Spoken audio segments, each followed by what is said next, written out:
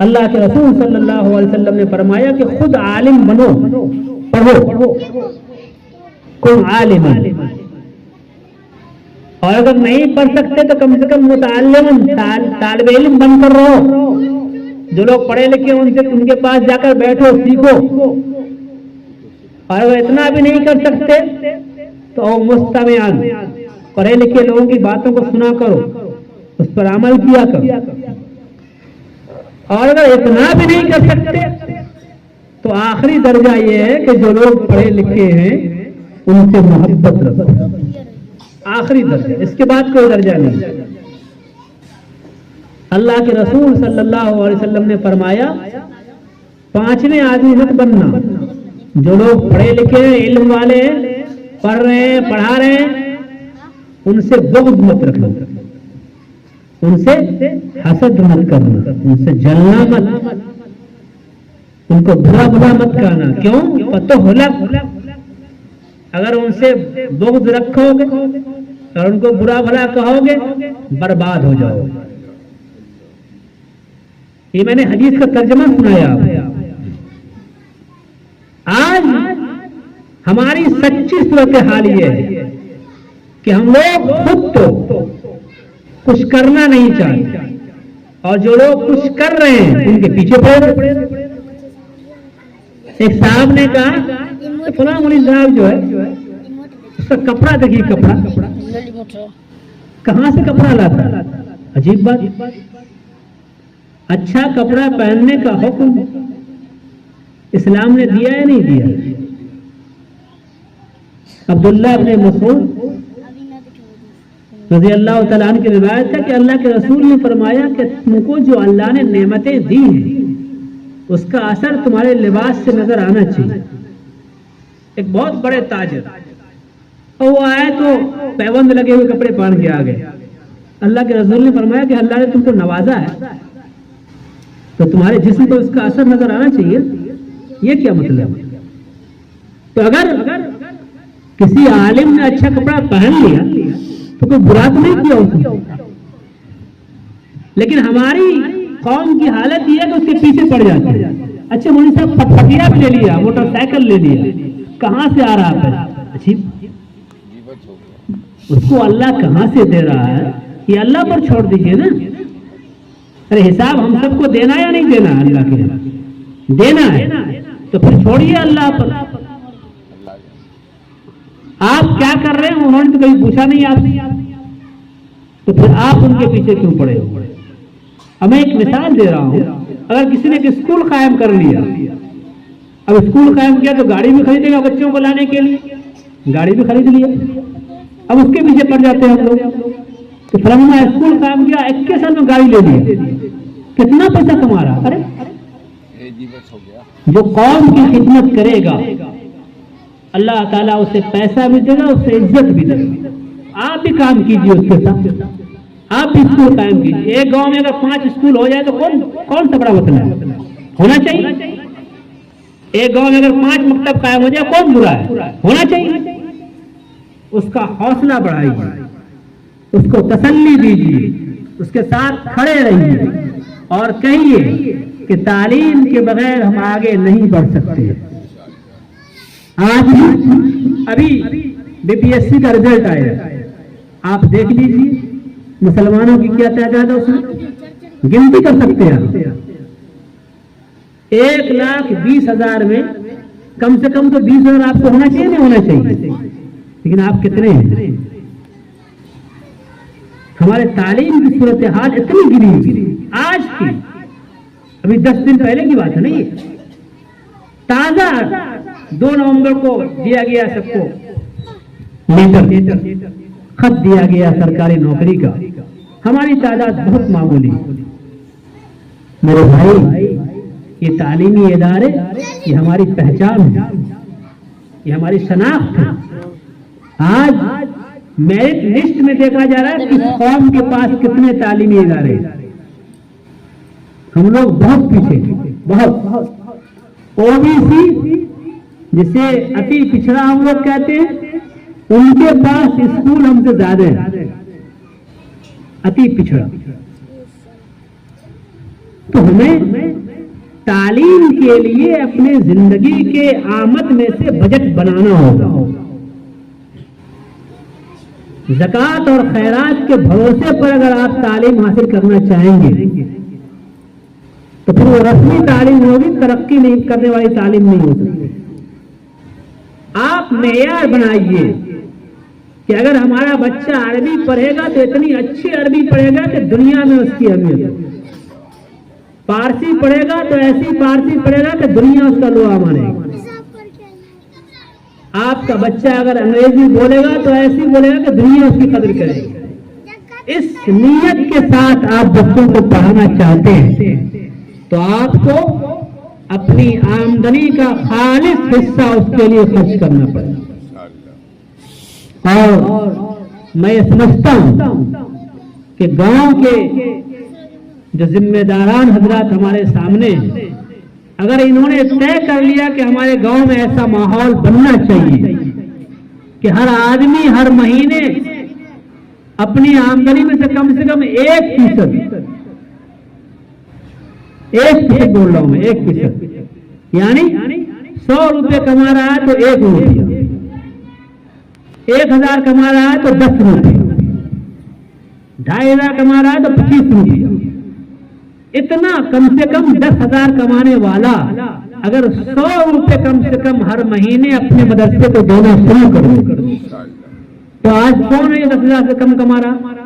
ایک مزدور جو کھیتوں میں مزدوری کرتا ہے یا گھر بنانے میں کام کرتا ہے اس کی مزدوری بھی 500 روپیہ.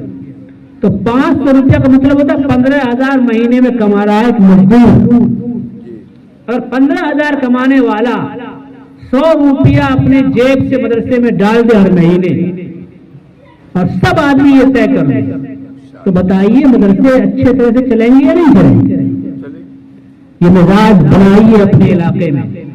امارت شریعہ کے خادم ہونے کی حیثیت سے ہم لوگ جہاں بھی جا رہے ہیں یہ دعوت دے رہے ہیں اور لوگوں سے یہ کہہ رہے ہیں کہ اپنے بچوں کے پڑھانے والوں کی تنخواہیں بڑھائیے.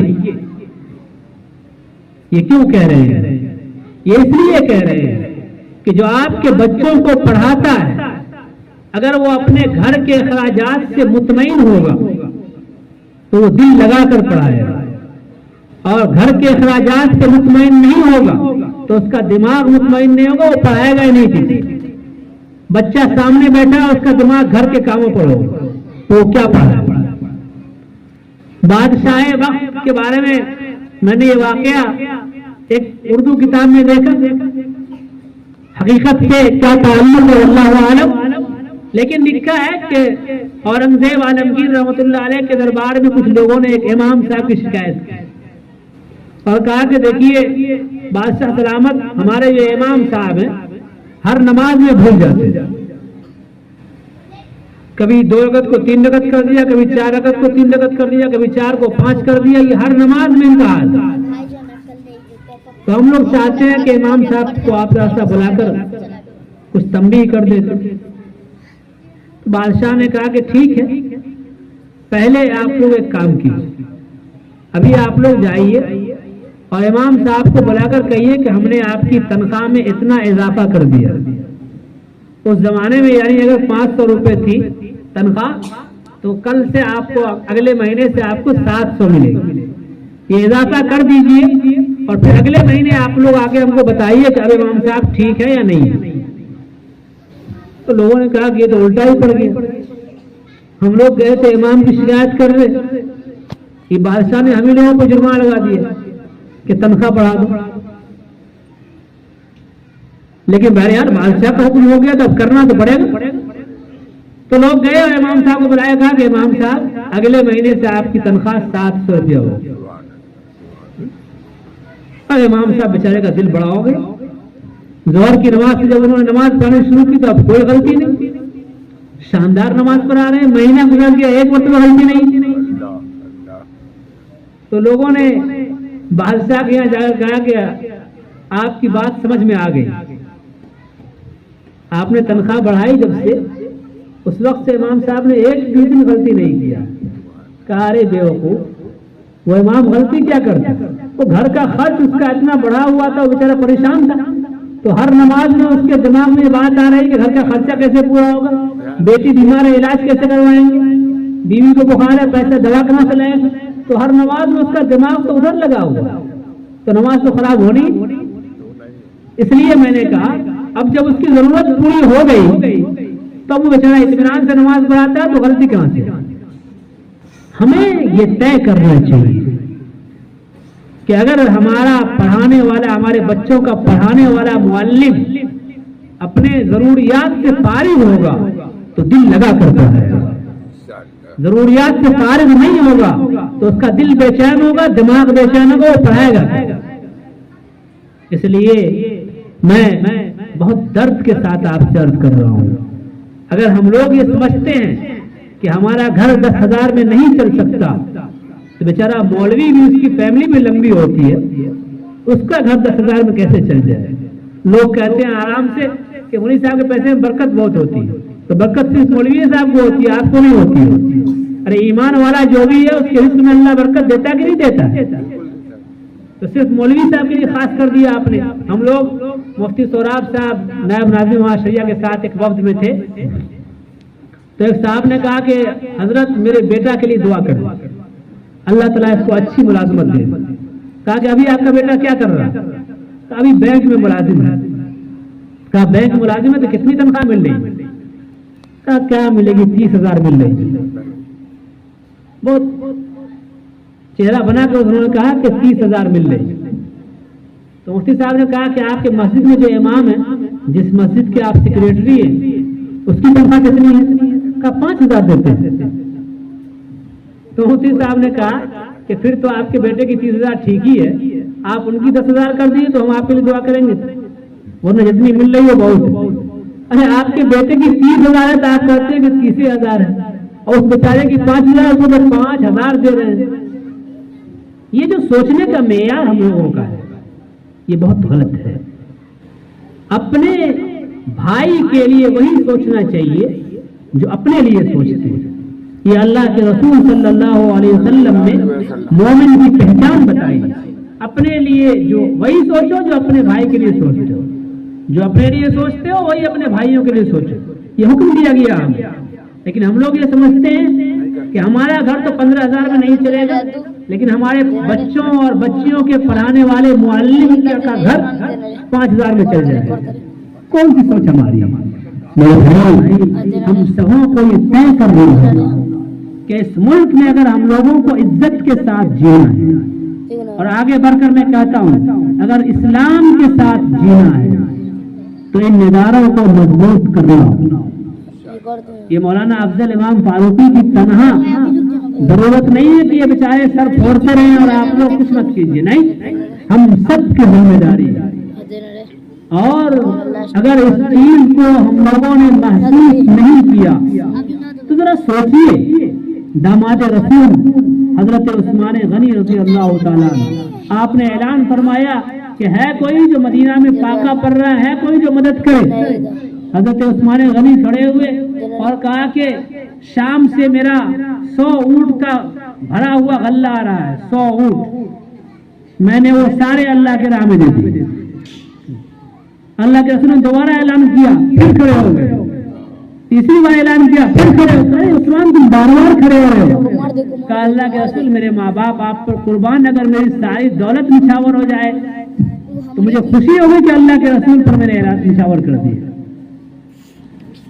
آج اگر اعلان کر دیا جائے کہ جامعہ ام المومنین عائشہ البنات کو ضرورت ہے آپ کے پیسوں کی، آپ کھڑے ہو جائیے، تو ہم لوگ ٹھیک ہے 10 روپیہ لکھ لیجیے.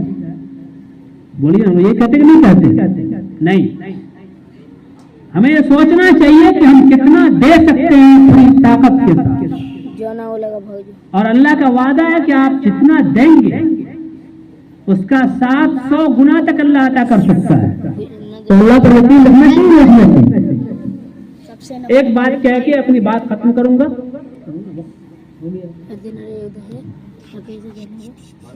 ایک بات اور آخری بات ہماری ماں بہنیں بھی غور سے سنیں. حضرت علی رضی اللہ تعالی عنہ کے گھر میں کئی دنوں سے فاقہ تھا. اب ظاہر ہے کہ آپ نے سنا ہوگا کہ اللہ کے رسول ایک مرتبہ سے فاطمہ سے ملنے گئے تو وہ اتنی فاقے کی حالت میں تھی کہ بے ہوش ہو کے گر گئی، باپ کو دیکھا تو وہاں تو فاقے چلتے تھے، آج تمہاری بیٹیاں اسے برداشت نہیں کر سکتی، کیسے گھر میں شادی کر دیا، فقیر بھائی گھر میں کھانے کا اچھا انتظام نہیں، لیکن وہ تو فاطمہ تھی بیٹی رسول اللہ کی، تو کردار بھی ویسا تھا۔ تو کئی دن سے فاقے تھے، حضرت علی نے ایک صاحب سے تجارت کی، کہا کہ دیکھو یہ